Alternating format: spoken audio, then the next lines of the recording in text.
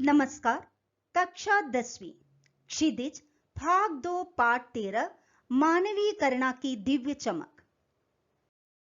लेखक सर्वेश्वर दयाल सक्सेना। लेखक परिचय। सर्वेश्वर दयाल सक्सेना बहुमुखी प्रतिभा के साहित्यकार थे। वे कवि, कहानीकार, उपन्यासकार, निबंधकार और नाटककार थे। सर्वेश्वर की पहचान मध्यवर्गीय आकांक्षाओं के लेखक के रूप में की जाती है। उनकी अभिव्यक्ति में सहजता और स्वाभाविकता है। तो आइए देखते हैं सर्वेश्वर दयाल सक्सेना द्वारा रचित इस संस्मरण की व्याख्या। संस्मरण स्मृतियों से बनता है और स्मृतियों की विश्वसनीयता उसे महत्वपूर्ण बनाती है। स्मृति के आधार पर माने यादें, मेमोरीज के आधार पर किसी विषय पर अथवा किसी व्यक्ति पर लिखित आलेख संस्मरण कहलाता है। अर्थात संस्मरण में मुख्यतः बीती हुई बातें याद की जाती है और इसमें कल्पना की, इमेजिनेशन की कोई स्थान नहीं होता। फादर कामिल बुल्के पर लिखा सर्वेश्वर का यह संस्मरण इस कसौटी पर खरा उतरता है। अर्थात यह संस्मरण इस अर्थ में पूरी तरह सही सिद्ध होता है। लेखक का मानना है कि जब तक राम कथा है, इस विदेशी भारतीय साधु को याद किया जाएगा तथा उन्हें हिंदी भाषा और बोलियों के अगाध प्रेम का उदाहरण माना जाएगा। तो आइए हम देखते हैं कि किस प्रकार फादर कामिल बुल्के भारत से, राम कथा से, हिंदी भाषा से जिंदगी भर जुड़े रहे और भारत की मिट्टी और यहाँ की संस्कृति में रच बस गए थे। फादर को जहरबाद से नहीं मरना चाहिए था। जहरबाद एक प्रकार का जहरीला, विषैला, पॉइजनस फोड़ा है जिसके कारण मनुष्य के प्राण संकट में पड़ जाते हैं। यह रोग बहुत ही कष्टदायक, पेनफुल होती है। लेखक पूछ रहे हैं कि जिसकी रगों में दूसरों के लिए सिर्फ मिठास थी, जो सभी से प्यार, करुणा और ममता के साथ ही मिलते थे, ऐसे भले व्यक्ति का इतना दर्दपूर्ण मौत कैसे हो सकती है। प्रभु की आस्था ही उनका अस्तित्व था। मतलब जो अपना पूरा जीवन प्रभु के प्रति, ईश्वर के प्रति दिल में अटूट भक्ति के साथ बिताया, उन्हें उम्र की आखिरी देहरी पर, इस 73 वर्ष की उम्र पर इतनी यातना क्यों मिली। एक लंबी पादरी के सफेद चोगे से ठगी आकृति सामने है। गोरा रंग, सफेद छाई मारती पूरी दाढ़ी, नीली आंखें, बाहें खोल गले लगाने को आतुर। यहां पर फादर का शब्द चित्र है। उनका लंबा शरीर एक सफेद चोगे में ठगी रहती थी। चोगे माने पादरियों के लॉन्ग गाउन टाइप का जो वस्त्र होता है। मतलब फादर का शरीर लंबा चौड़ा था, रंग गोरा था, सफेद छाई मारती भूरी दाढ़ी और नीली आंखें थी, और सबसे खास गले लगाने को आदुर बाहें। अर्थात जब भी मिलते वे अपने मित्रों को प्यार से गले लगाते थे। अपने दोस्तों के लिए उनके मन में सिर्फ ममता और अपनत्व था। वे इतने मिलनसार थे कि एक बार संबंध बन जाने पर सालों तक निभाया करते थे। लेखक कहते हैं कि आज भी मैं उनके बाहों का दबाव, उनका प्यार, उनका आलिंगन महसूस करता हूं। फादर को याद करना एक उदास शांत संगीत को सुनने जैसा है। उनका जीवन किसी शांत प्रवाह की तरह था। उदास क्यों कहा गया है? क्योंकि फादर अब हमारे बीच में नहीं रहे। उनको देखना करुणा के निर्मल जल में स्नान करने जैसा था। अर्थात फादर को देखने से देखने वालों के दिल में भी करुणा भर जाते थे। देखने वाले भी करुणा और प्यार जैसी भावनाओं से निर्मल बन जाते थे। और उनसे बात करना कर्म के संकल्प से भरना था। मतलब उनसे बात करने वाले भी अपने कर्म, दायित्व, ड्यूटी के बारे में अवगत हो जाते थे और उनके समान कर्मठ हो जाते थे। लेखक को परिमल के वे दिन याद आते हैं जब सब एक पारिवारिक रिश्ते में बंधे जैसे थे, जिसके बेटे फादर बुल्के थे। बच्चों, परिमल इलाहाबाद की एक साहित्यिक संस्था है। हिंदी की अनेक श्रेष्ठ रचनाओं का जन्म परिमल की गोष्ठियों का परिणाम था। गोष्ठी मतलब सभा, मीटिंग्स, बैठक, जिसमें युवा और प्रसिद्ध साहित्य प्रेमी अपनी रचनाएं और विचार एक दूसरे के समक्ष रखते थे। लेखक कहते हैं कि परिमल के पूरे सदस्य एक परिवार वाले जैसे थे, जिसके बड़े फादर बुल्के थे। हमारे हंसी मजाक में वे निर्लिप्त शामिल रहते थे। सबके साथ फादर हंसी मजाक करते थे, गोष्ठियों में गंभीर बहस करते थे, तर्क वितर्क करते थे और साहित्य रचनाओं पर राय और सुझाव देते थे, अपने ओपिनियन और सजेशंस देते थे। हमारे घरों के उत्सव और संस्कार में बेटे भाई और पुरोहित जैसे खड़े होकर हमें आशीषों से भर देते थे, आशीर्वाद देते थे। लेखक को फादर द्वारा अपने बच्चे के मुख में पहली बार अन्न डालने और उस समय उनकी नीली आंखों में तैरता वात्सल्य याद आ रही है। लेखक कहते हैं कि फादर की नीली आंखों की चमक में तैरता वात्सल्य देखकर ऐसे लगते थे जैसे किसी ऊंचाई पर देवदारू की छाया में खड़े हो। मतलब देवदारू वृक्ष आकार में लंबा चौड़ा होता है और छाया घनी होती है, जिससे थके हुए पथिक को, यात्री को आराम मिलता है। वही शीतलता, वही सुकून फादर की उपस्थिति से मिलती थी। इसीलिए लेखक को फादर की उपस्थिति देवदार की छाया जैसी लगती है। लेखक संस्मरण में लिख रहे हैं कि मैं कहां से शुरू करूं। इलाहाबाद की सड़कों पर फादर की साइकिल चलती दिख रही है, हमारे पास आकर रुकती है और वे मुस्कुराते हुए उतरते हैं। अपनी पढ़ी हुई कोई रचना के बारे में चर्चा शुरू करते हैं। उनको क्रोध में कभी नहीं देखा, आवेश में देखा है, माने जोश में, उत्साह में देखा है। ममता और प्यार उनकी बातों में हमेशा छलकती थी। बेल्जियम में इंजीनियरिंग के अंतिम वर्ष में पहुंचकर उनके मन में सन्यासी बनने की इच्छा जाग गई। घर भरा पूरा था, 2 भाई, 1 बहन, मां, पिता सभी थे। पता नहीं फिर भी मन में सन्यासी बनने की इच्छा कैसे जाग गई। जन्मभूमि तो बेल्जियम थी, पर उन्होंने कर्मभूमि बनाया भारत को।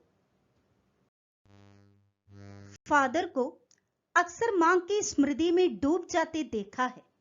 उनकी मां की चिट्ठियां अक्सर उनके पास आती थी। अपने अभिन्न मित्र डॉक्टर रघुवंश को वे दिखाते थे।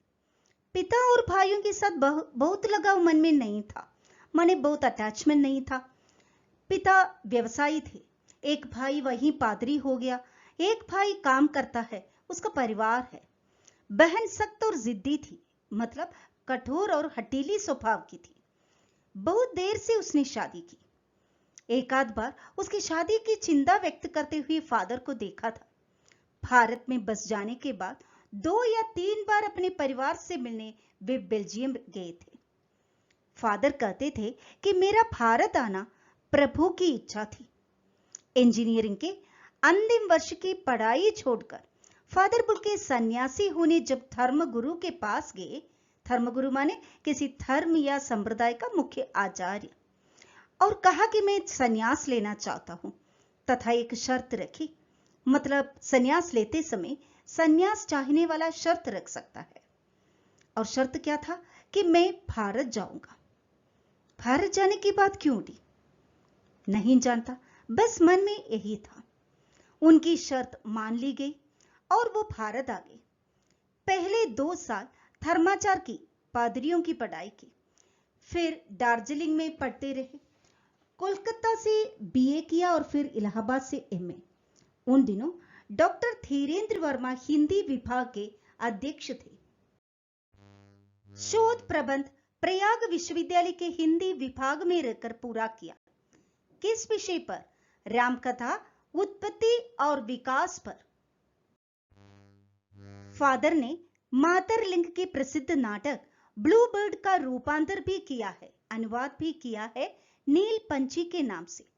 बाद में वे सेंट सेवियर्स कॉलेज रांची में हिंदी तथा संस्कृत विभाग के विभागाधीश हो गए, माने हेड ऑफ द डिपार्टमेंट हो गए, और यही उन्होंने अपना प्रसिद्ध अंग्रेजी हिंदी कोश, इंग्लिश हिंदी डिक्शनरी तैयार किया और बाइबल का अनुवाद भी। और वहीं बीमार पड़े, पटना आए, फिर दिल्ली आए और चले गए।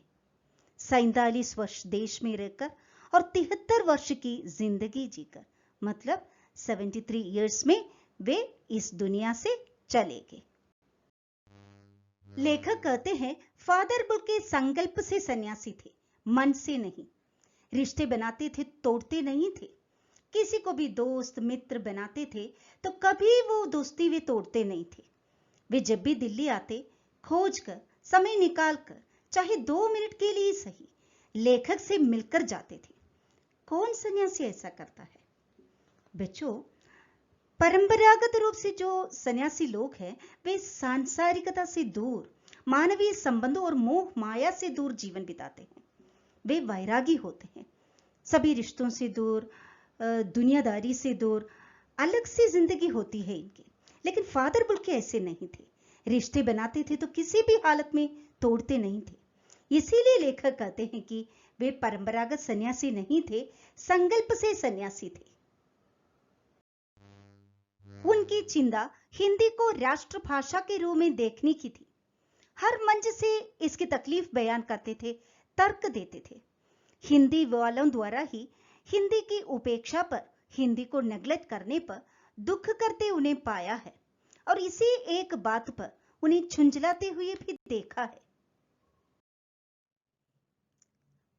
अपने मित्रों और प्रियजनों के घर परिवार के बारे में, निजी दुख तकलीफ के बारे में फादर पूछा करते थे और उनके बड़े से बड़े दुख में उनके मुंह से सांत्वना के जादू भरे 2 शब्द सुनाते थे। अर्थात उनके शब्दों में ऐसा जादू था कि सुनने वाला अपना दुख भूल जाता था और उसके मन को शांति मिल जाती थी। लेखक को अपनी पत्नी और पुत्र की मृत्यु पर फादर के सांत्वना भरे शब्द याद आ रही है। हर मौत दिखाती है जीवन को नई राह। अर्थात इस वाक्य का अर्थ है कि मौत के बाद हमें नया जीवन मिलता है। मृत्यु एक नए जीवन का संदेश लेकर आती है।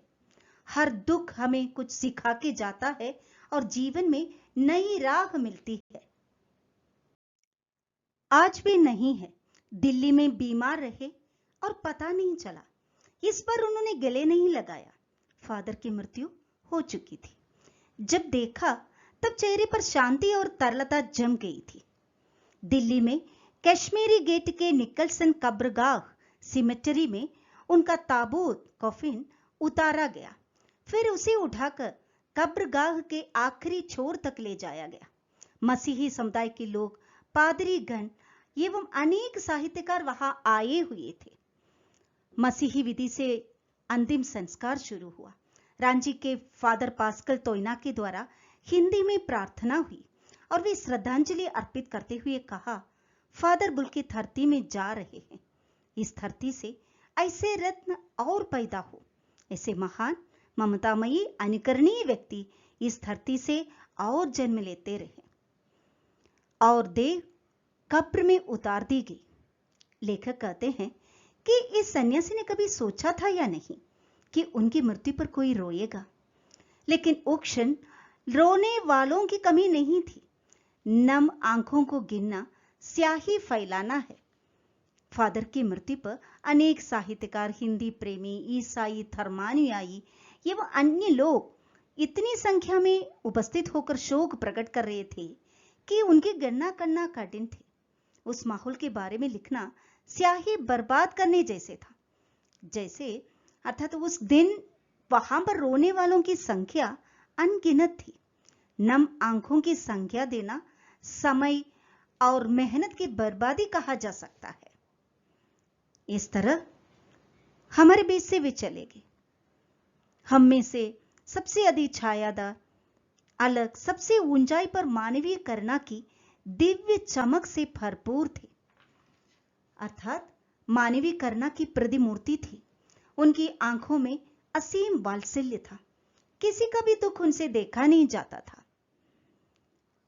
किसी यज्ञ की पवित्र आग की तरह आजीवन बनी रहेगी उनकी यादें। अर्थात उनकी यादों में भी लोगों को शुद्ध, निर्मल और पवित्र बनाने की शक्ति है। लेखक कहते हैं कि मैं उस पवित्र ज्योति की याद में श्रद्धानत हूं, अर्थात उस महामानव की याद में मैं अपनी श्रद्धांजलि अर्पित कर रहा हूं। तो पूरी व्याख्या के बाद आशा है पाठ आपको समझ में आया होगा। तो फिर मिलते हैं। मैं डॉक्टर सिया बीना। धन्यवाद।